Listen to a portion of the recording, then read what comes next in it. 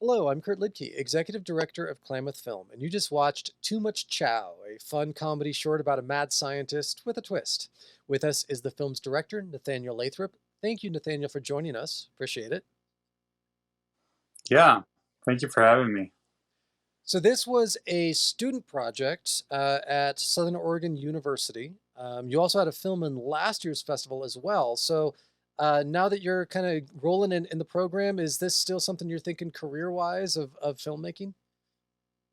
Yeah, definitely. After I made this short, I was able to jump on board with two senior films that were happening through SOU as well.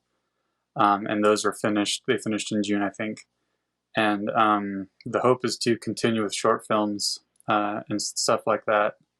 Um, Maybe a little bit of assistant with feature films a bit. I just got on board for one of those. So yeah, the hope is to do short films until I feel ready enough to start working my way up to the bigger stuff. Fantastic.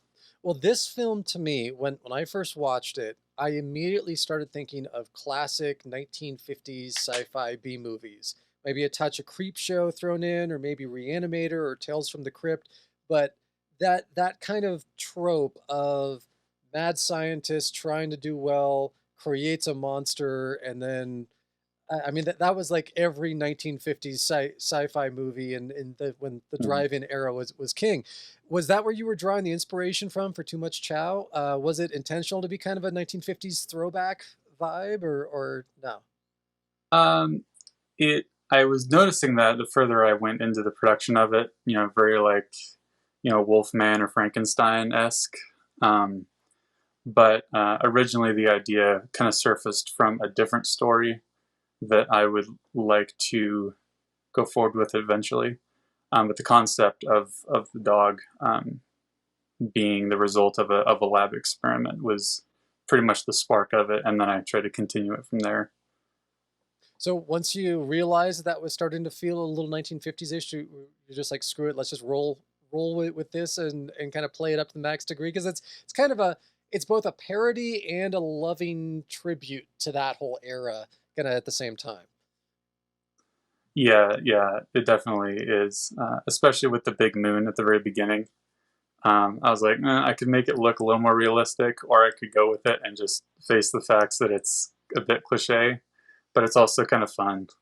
The one thing I did want to change from the classic trope is to have a not so much a bitter ending or a cliffhanger. I wanted to actually have a happy ending because the original cut did have a kind of like a dead ending, if you want to put it that way, um, which I thought they're a lot easier to do. So I wanted to uh, have it be a little more cheerful at the end.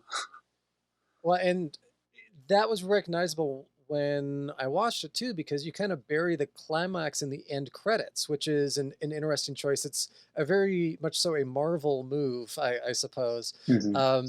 What was the aesthetic choice in choosing to kind of leave it cliffhanger and then a couple seconds into the end credits, like, nope, never mind. Let's just have like the funny little twist in there too. Yeah, yeah. Um, the reason I wanted to do the happy ending was, or apart from it just being happy ending, is I really wanted to show the heart of dogs and how they're always forgiving regardless of what happens.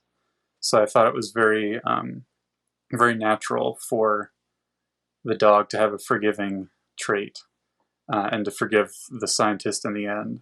Um, and I think it speaks very much to dog owners. If they step on their foot and like, "Oh, I'm so sorry. Oh, I just forgot about it. How are you today?" Right.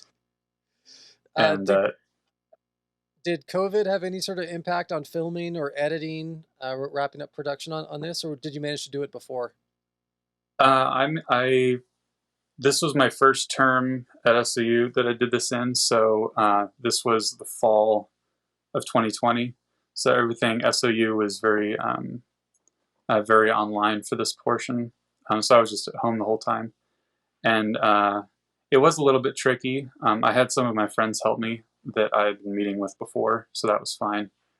Um, But as far as like in class, at the beginning of our class, we were all supposed to pitch 3 ideas that we thought would be worth trying out, and then our peers would recommend which one they thought would be best. And then we would write our scripts, and then they would critique, and it was kind of a team thing at the beginning, and then we all kind of went off on our own paths and created our films. See, people who aren't filmmakers don't realize just how much of a struggle it is to make a film in general, much less if there's all these added restrictions on top of that. And from the student perspective, so many of those student projects are collaborative efforts. And when everyone is stuck at home and all the classes are online, you lose that peer support. So it kind of makes it that much more complex. So I was just curious if that made, having made a few films at this point already, if this one became kind of a struggle because you didn't have that whole support structure that normally you do. Yeah, I'd say definitely the hardest part about it wasn't so much the virtual aspect, even though I do like the in-person aspect of being able to shoot ideas back and forth. So I think that's really how the ideas grow quickly. But one of the hardest aspects was timing, for finding time to shoot, and trying to crunch time, because it was like a duration of like 6 days or 6 evenings, one in the house and then 5 others in the garage where I shot all the science stuff. That was, I think, the tricky part, because I'm like, it's 8 o'clock. I don't want to go back in the cold garage and film 3 more shots. This won an award at the SOU Student Film Competition, correct? Yes, it won best it won in the college student category. Great. Have you been able to show this anywhere else, and what has reactions been to it? It's on YouTube currently, but as far as festivals go, it's been in the Ashland Festival and will be now in this one. And then I was also able to show it at the SOU Student Film Festival.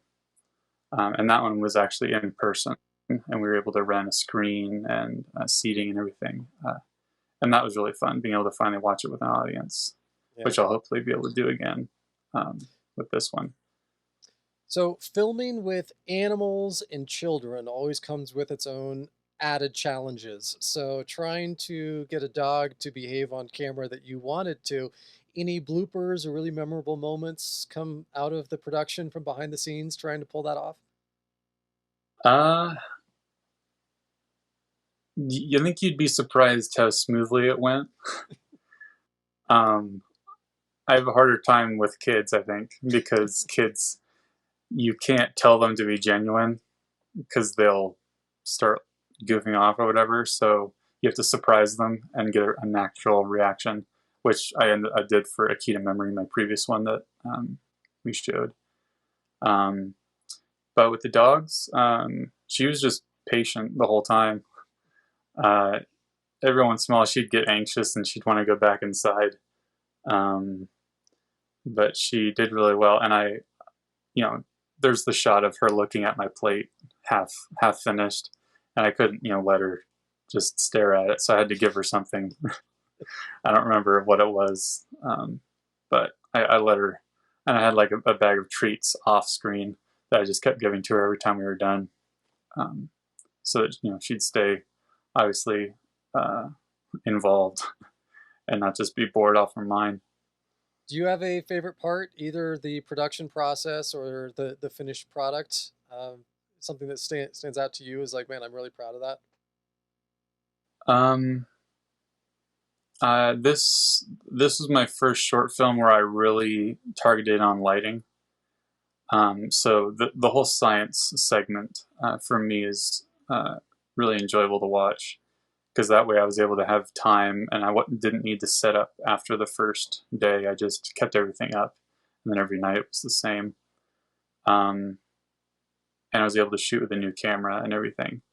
But I don't know as far as like a favorite scene or segment. I do really like the lighting in the science lab, the way that you have it kind of pushed to the extreme some of the greens and blues, kind of lighting up some of the backgrounds and whatnot to give it kind of that almost like a Disney animated film vibe of Hmm. kind of over accentuating the broad spectrum of beakers and colors that you'd find in a typical cliche mad scientist lab. So that I thought was really Yeah, well done. yeah, that was a fun aspect. It meant going to the thrift store and like asking, "Do you have any like sciencey looking like pieces of glass or containers or bowls or anything?" And they did, and then ended up returning it to them, and so and dyeing water and putting it in different containers and trying to like look and see if all the colors were balanced and whatnot. It sounds like your co-star is just off camera. Yes, yes, she is. So what do you hope that people get out of watching Too Much Chow? uh, Or it sounds like she wants to answer actually. yep, she just laid down. Okay. Uh, let's see. Well, more than anything, I think just to have a fun time watching it. Uh, I I really enjoy the aspect of family shorts and things that everybody can watch. Um, so this is kind of a exciting, um, almost like Jurassic Park for kids sort of thing.